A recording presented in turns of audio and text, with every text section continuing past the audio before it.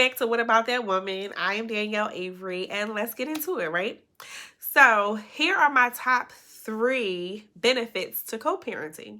Now, I'm not suggesting that co-parenting is the way to go and that's how the family structure is supposed to be but we have to realize that sometimes marriages don't work.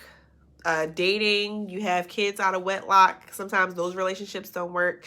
So, the benefits of moving on and having a healthy co-parenting relationship, right? So, for the first benefit, you get a break.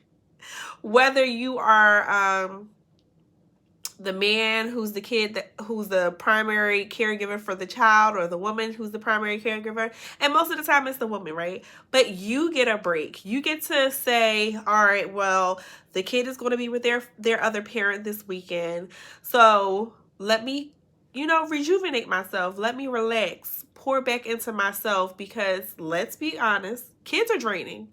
Your kid will drain the life out of you. And sometimes I joke that my daughter is a leech. She is. Like, I could be giving her all of the attention, and during this pandemic, I have been giving her attention. I've been, cooking with her, been teaching her how to clean. I've been doing her virtual lessons with her.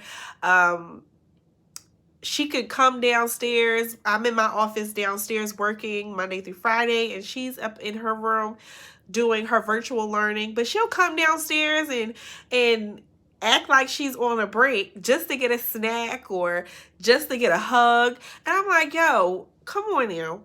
And so our normal schedule, when I have my daughter on my weekend, our mommy-daughter night is on Fridays. But when she goes with her dad, our mommy-daughter nights is on Thursday nights. And my husband, he's a barber, so he works longer hours. So I'm always with my child, right? I'm always by myself with her. So if a mommy-daughter night doesn't go as planned, she gets mad. And I'm like, girl, well, I see you every day. It's mommy-daughter night basically like every night almost. So why the problem? So that they take so much from you. And I kind of wonder, like, what would it be like if I didn't have her, if I didn't have the co-parenting relationship, if I was just going off of, what if this child was me and my husband's child, right? I wouldn't have the luxury of getting every other weekend off or every other week off or whatever your situation is. Your child would just have to stay with you, right? And you would just have to depend on maybe the grandparents giving you a break every now and then. But if you have multiple kids, sometimes it's hard to send away 3, 4, or 5 kids at a time. So take advantage of the break. Take the time. I don't have my daughter this weekend, so I will be getting my pedicure done. I, had to freshen up my hair. So you take the time to do things for you. I'm taking the time to pour back into my business. I'm taking the time to spend that extra quality time that I need to get with my husband. And it just helps you to rejuvenate yourself. You can focus more. You can do some of the things that actually work for you, right? Tip number 2, right? Benefit number 2. Your child gets to spend time with their other family. Now, sometimes when your child lives with both of you, they're always with you. But when you are no longer with your child's father, sometimes the grandparents get to see the kid a little bit more. I know with my situation personally, my daughter loves to call her dad's mom. Like, every Wednesday it's an asynchronous day for virtual learning, so she doesn't have to log on to Zoom. So every Wednesday, she FaceTimes her grandma.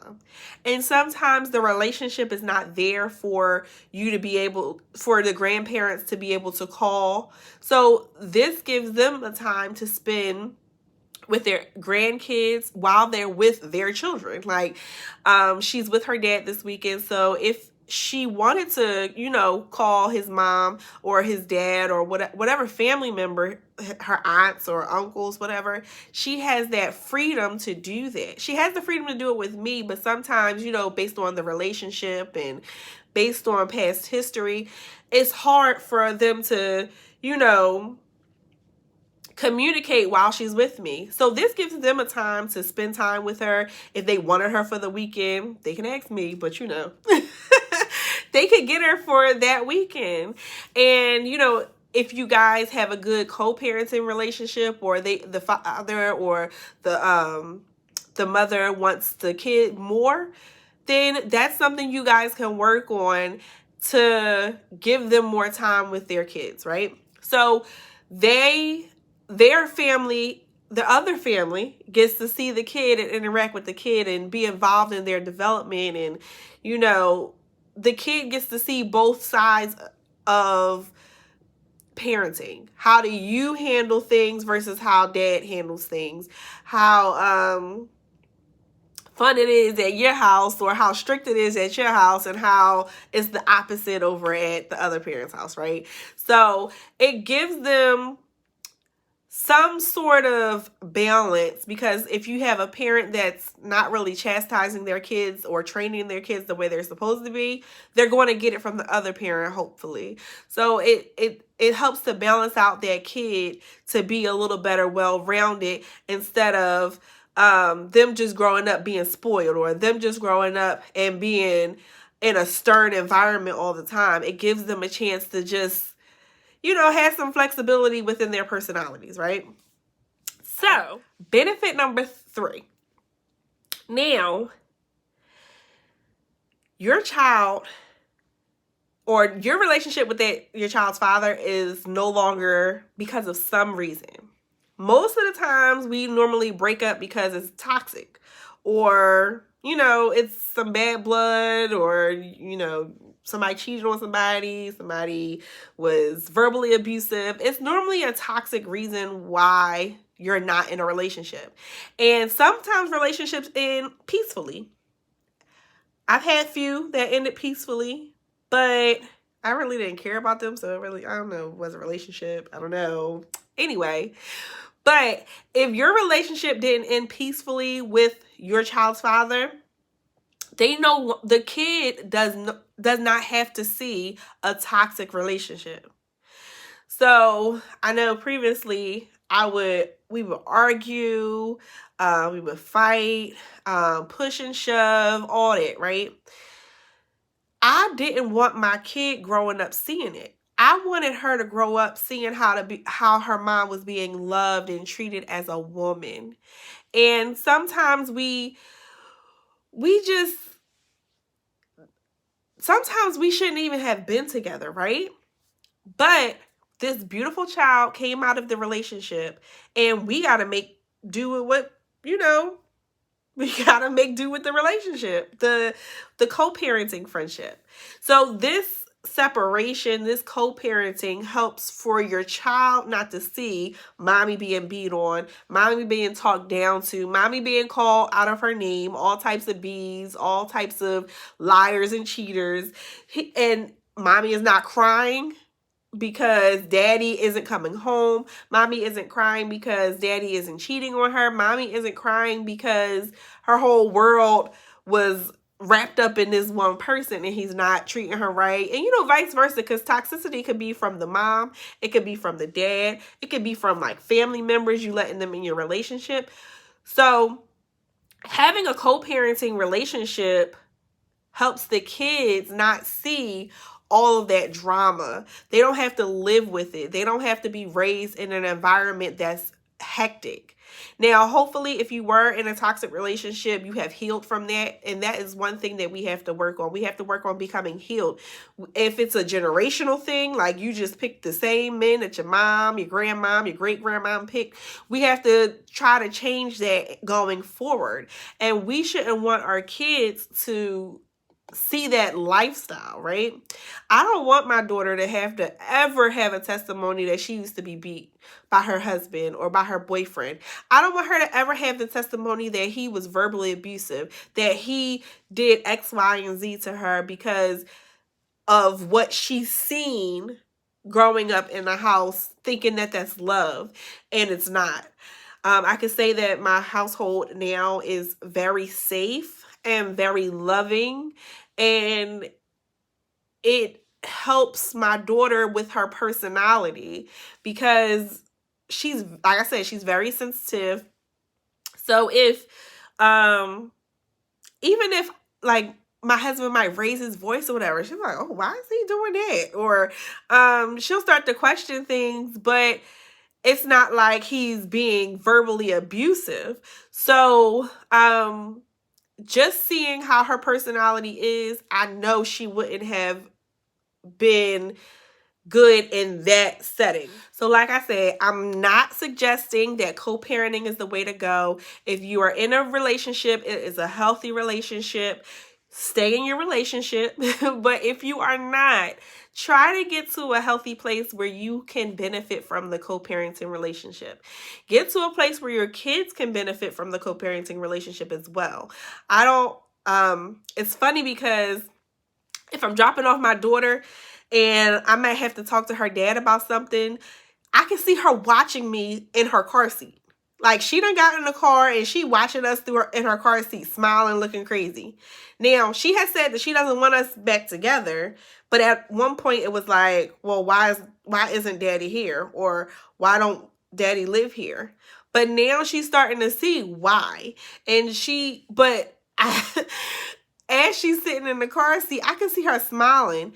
They like it when we're getting along. They like it when we can speak civilly to each other. They like it when we encourage them to have a relationship with their other parent.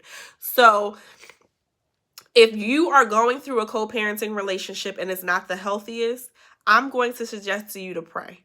Because that's what I did. And don't pray, oh Lord, please get them. No, you should pray, Lord, let your will be done in this relationship.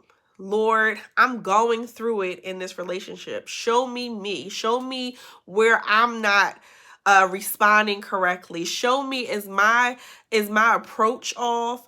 Lord, this happened in our conversation.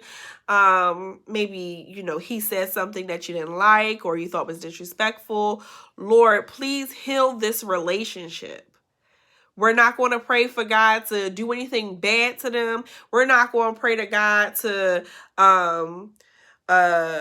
change them, but not change us. Like, we have to be accountable for our part, right? Because if we're not in a good, healthy environment, if we have some kind of toxic relationship, it's not just that other person's fault all the time. Sometimes it's, how we talk to them. Sometimes it's how immature we are as women, how independent we are.